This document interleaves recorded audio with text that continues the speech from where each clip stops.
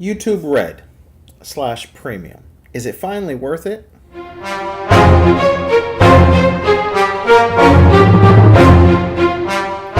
What's up, Universe, and welcome back to the web's first must-see comic and nerd culture show. Welcome to Comic Universe, guys. I'm one of your hosts, as always, C-Dubs, and as you can see, I'm running solo on this video. And guys, I got a very interesting TV show review, if you will, coming your way here today. So, over the past couple of days, there's been a slew of awesome shows that have kind of hit the interwebs and TV, if you will. One of which being from one of my favorite people in Hollywood right now, Jordan Peele. And this is a YouTube original for YouTube Red, also now known as YouTube Prime, if you will, or Premium, called Weird City.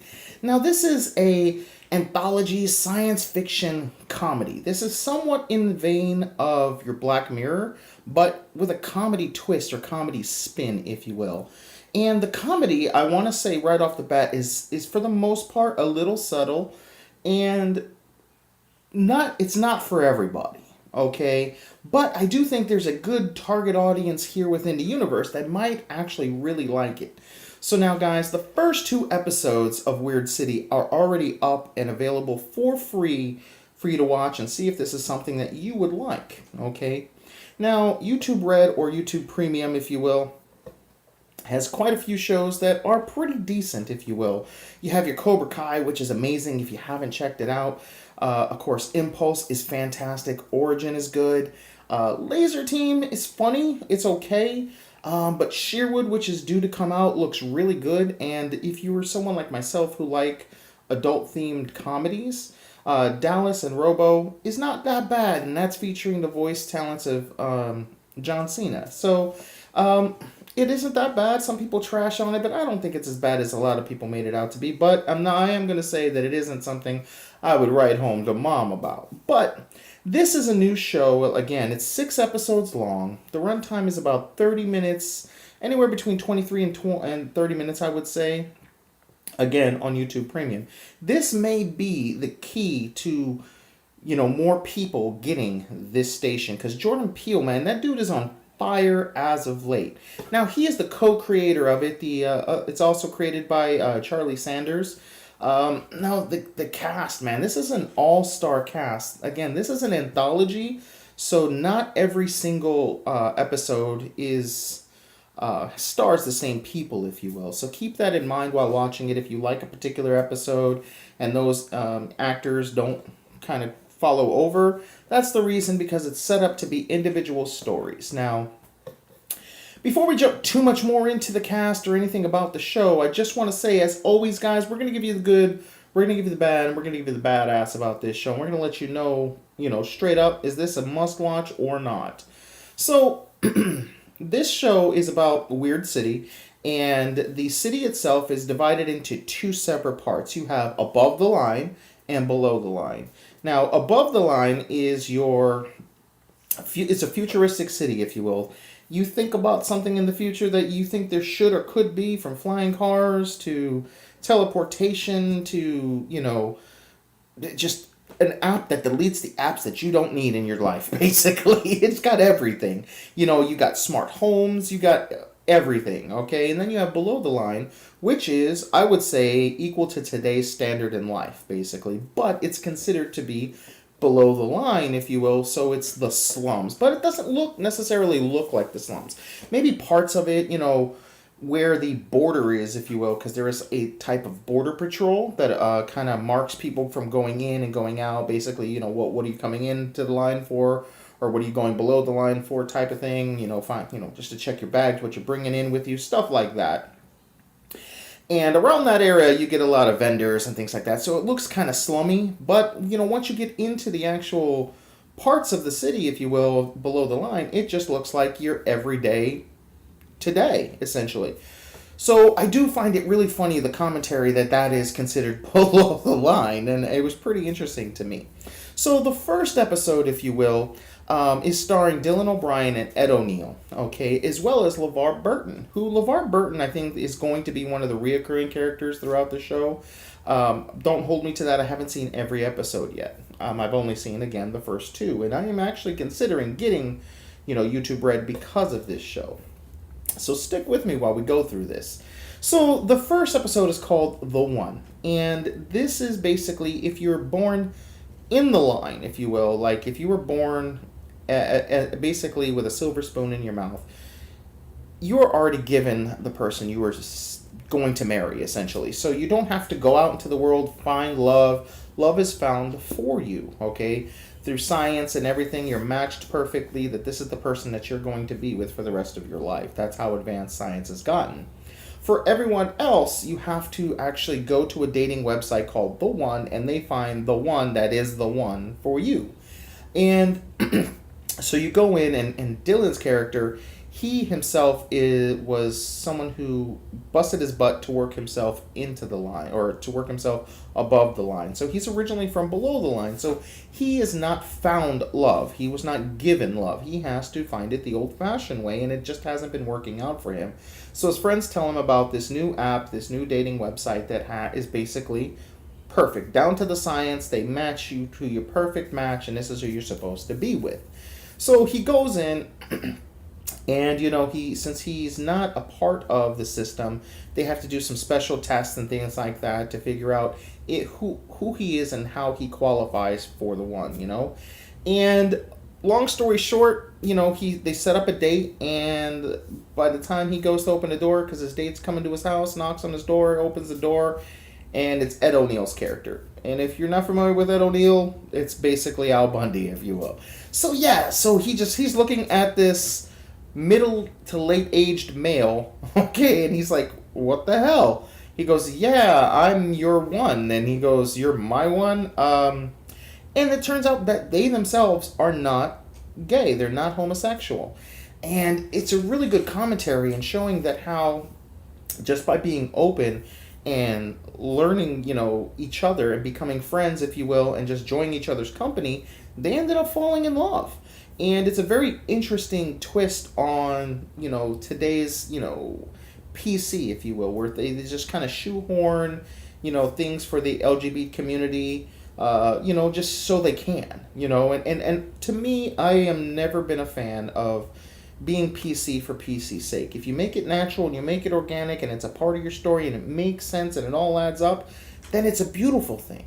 Okay, but when it's just shoved in there so that you could please this person and please that person or appeal to this person or get money from that person, it's just a waste of my time, and I almost block it out and sometimes even give up a show because of it. Not just talking about, having a gay character. It could be changing a character's ethnicity or putting a character in a wheelchair, whatever. When you're doing it just for the sake of doing it, it loses its meaning behind it for me personally. But I gotta say, at first I was just like, oh, here we go. And then it slowly, they go like, look, we're not gay. And he's like, all right, that's cool. Since you're here anyway, let's go grab a bite to eat. So they go below the line. They go to this diner. They both realize they like the exact same meal, made the exact same way. And it just starts to go from there. Now, with this episode, that's the good. The good is that everything is organic. It's natural. It flows. The acting is on point. And nothing is force-fed to you, okay? And yes, you get some comedy moments as well. But the bad is, I would have to say, is that the timing of this episode, it flows really fast. And even if this is the one you're supposed to be with, things don't necessarily move as fast as these guys are moving. They get together, they end up moving in together, they meet each other's parents and kids and whatever the case may be. Because it turns out Ed O'Neill's character was married previously. She passed away. That's why he's looking for love again. His kids, one accepts the fact that he's got a younger, gay lover, if you will, or gay boyfriend, and of course the son does not. And he's dealing with a lot of mommy and daddy issues, and and then when Dylan's character, he introduces Ed O'Neill to his parents. Since they're all about the same age, they get along great. So everything is gravy with this couple. They get together, but it turns out there was a problem in the matrix, if you will. During the testing, there was some sort of issue, and it's never happened in the history of the company and can never happen again because it would offset the lifestyle completely of above the line, because again, everything is based off of, scientifically matching the one with the one, and they have 100% ratio. There's never been anybody that break up, not get married, not get divorced, things like that. So they cannot be an item. They cannot be a couple, because this shows that there's a glitch in their matrix.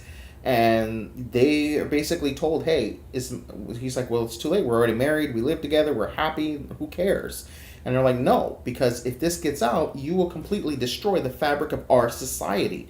So they look at each other and they realize that they cannot do this to society. They can't hurt everyone else just for their love. And they decide that they're going to split up.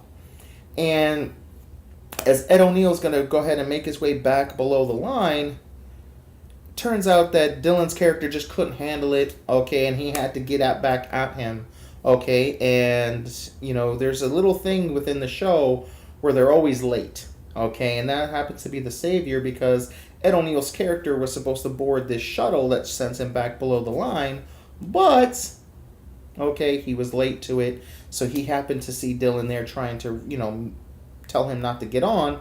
They don't get on. They just move below the line together, and they say, forget above the line. We'll just stay below the line because we love each other. So, really happy ending, really good episode. The acting was great. Like I said, nothing was force-fed. But I will say, it's a very interesting first episode. Like, I don't know if I would have rolled with that as the first episode. Sure, because, Ed O'Neill with his recent successes between Married with Children and Modern Family, definitely a character you get. He's iconic. He's a great actor. So right off the bat, you're right there with him. LeVar Burton, big time. He's been in most people's lives since we were kids with Reading Rainbow and in Star Trek, so forth and so on. So I get in that aspect of why they made this the first episode. But again, if you didn't realize it was anthology, and you're just like, okay, so it's about this gay couple, and they move below the line, and what? And if that's not your thing, you may write this off. And even if you're open to it, you're like, well, I'm open to it, but I don't want this to be the premise of what I'm watching. So again, this is an anthology, so that story wraps up in a bow and is over with. And now we move on to the second story, which I liked a lot better personally, because it was just wild and crazy and just blew my mind as to what I was watching. And it was really heavy in the science fiction area, so that's kind of what brought it more to me. And this episode, the big two, if you will, is Rosario Dawson and Michael Cera. So, and yes, that Michael Cera, if you will. Michael Cera's character plays basically... He's down on his luck. He's very antisocial. Nobody likes him because he's just overbearing. And he just wants to be accepted and loved and have a family. And not even his dad likes him. His dad just basically sends him money to shut him up, to get him out of his life. So Michael Cera finds his way into this 10-step program, basically for people who, I believe it was pomegranate juice, when they are addicted to pomegranate juice. But Michael Cera doesn't even like pomegranate juice. He just got there so that people would listen to him talk, and he could be around people, and he kept calling them his family and his best friends and things of that nature. And they don't like him. Again, they kick him out of the program because, again, he's not an addict, if you will. So then they show him at work, and he ends up getting fired at work because he has to focus on his invention. And what is his invention, you say? His invention is basically an agriculture bowl, if you will, of these, keeps calling them worms, but they clearly look like caterpillars to me, and this very organic soil. And he has basically come up with the idea of how to create the most freshest plants, if you will, fruits and vegetables through this soil, okay? But over the course of time, he says, why do we even need the plants and the vegetables? Just eat the freaking worms themselves. They're the ones that are producing this, organic material that's, making everything better. So he just starts eating them.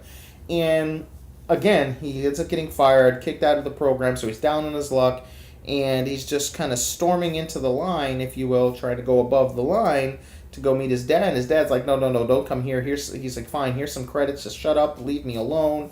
They end up leaving the phone on, and he hears his dad telling his girlfriend, if you will, he's like, yeah, I don't even like him, he's annoying, I just throw money at him, so he shuts up and leaves me alone for a period of time.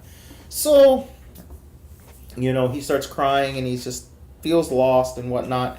and he ends up walking into what's called, I believe it was called cardio cult or something like that. Basically, it looks like an Orange Theory, if you know what that is, but it wasn't an exercise gym, if you will, that with memberships and things like that. So he goes in and he sees Rosario Dawson, how happy she is and how she treats everybody around her and how everybody responds to her, and he wants to be a part of that. So he ends up joining the membership, and he ends up like signing, when it's all said and done, like a 10-year deal, and forking over so much of his dad's money into the company that the guy, the owner, the GM, or the manager, whatever, of the company, he basically lets Michael Cera do whatever he wants. He's like, yeah, man, whatever you want to do is yours. And he's just a member at this point, even though he wants to be an actual instructor. So over the course of a month or so, Michael Cera goes from looking like this fat, gross, slob, if you will, to being this pretty buff, jacked, energetic kid. And he's just happy with life and everything. And you're like, what the hell happened? So it turned out him eating these caterpillars is giving him this like steroid-esque almost ability, if you will, giving him super strength. And he ends up convincing the store owner to take out all the smoothies out from the cooler, and put in soil and his insects so that they can create all their smoothies from his insects. And there's these bullies that have kind of been bullying him throughout the episode, and then finally Rosario Dawson convinces, the manager that he needs to get rid of Michael Cera. He's just a weirdo, he's a creep, nobody wants his professional help because he's not an actual certified trainer. And of course Michael Cera goes, what do you mean you're kicking me out? You guys are my family. I wanted to call you dad and this, that, and the third. And then this is actually before the 10-year membership. He had signed like a 2-year membership initially. So they kick him out, and as he's leaving, those bullies bump into him, and then he just beats the snot out of these bullies, like literally ragdolls, breaks their arm, gets rid of them because of his super strength, and the store manager sees that, and he's like, dude, everyone's going to want to be like this guy. And then that's when the 10-year contract is signed and allows him to do whatever he wants. Now, these insects, if you will, and this is where you get a little bit of Twilight Zone-y, if you will, he figured the best way to make them organic is if they're eating organically, so he lets them feed off of him, and then he feeds off of them. So essentially, it's like eating yourself, the most organic you could be. And he ends up getting into a fight with Rosario Dawson, and she's like, dude, you're just a weirdo, no one likes you. And what does he do? He pushes her into the cooler, all the caterpillars eat her, and he ends up becoming the next trainer because she apparently left, if you will. So it's like, okay, now you got me hyped, so there's going to be death and destruction too going on in this show. And it was just really creepy, really reminded me of a good classic Star Wars or Twilight Zone episode, and I gotta say I had a lot of fun with it. The quality of the production, most of it is pretty good, to be honest with you. There's some really cool like background characters and side characters kind of interlink the episodes. You'll see them or they'll associate themselves in some way with the story. There's also another episode about a living house, that likes to get drunk and things to that nature as well. You have Stephen Yang in it as well. Mark Hamill's in one of the episodes as well. Laverne Cox. So you can see that this is a star-studded cast. And of course with the I don't know if I'm giving Michael or Jordan Peele too much of the credit, because again, it is co-created with Charlie Sanders and Jordan Peele, but man, you could just see Jordan Peele's imprint and his style of comedy throughout this whole episode, especially the second episode. So what I want to say is, guys, give these 2 episodes a chance. See if you like it. If it's something that you like, maybe consider getting YouTube Red and let us know in the comments below. Do you already have it? Have you seen the first 2 episodes? What did you think? Because I can see it not being for everybody, but me personally, I loved it, and I'm already considering getting it now because, again, Cobra Kai was great. I did end up watching all of Cobra Kai. But there's also, again, like Sherwood, which is being set up to be like an animated futuristic Robin Hood, if you will, like the lineage of Robin Hood. She's the daughter of him, and I don't know if it's cyberpunky, but it does look more in maybe either modern or futuristic times. That looks pretty dope. And again, I'm just always open for new things, and YouTube is really trying to push the boundaries of some of the shows that they actually produce. So again, with the same of Hollywood and all the jazz, if you will, of just the same either reboots or sequels, it's kind of good to see somebody trying something different. And, I would be a fool not to support that, creativity. So that's why I'm already considering it, guys. So let me know in the comments below, did you guys check this out? I know Jay checked it out. He liked the first 2 episodes. They were really good. But if you've done it, if you've seen them, let me know in the comments below. Also, guys, thank you for allowing us to get to 1K. Thank you so much. You guys are the best. The best subscribers anyone could ask for, guys. You guys have helped us to grow so fast in under a year. Basically, everything that I read, this is just like, it happens, but very rarely. So, guys, thank you so much. A round of applause to you guys. And, guys, if you haven't already, feel free to go ahead and subscribe to that button, guys. Click the notification bell to be part of our notification team and become a part of the universe itself. Smash that like button, guys. Let us know that you like what we're doing. And if you don't like what we're doing, feel free to give us a thumbs down. But I just ask in the comments below what I could have done to make it better for you guys. And guys, until next time, I'm C-Dubs, and I'll see you in the universe. Peace.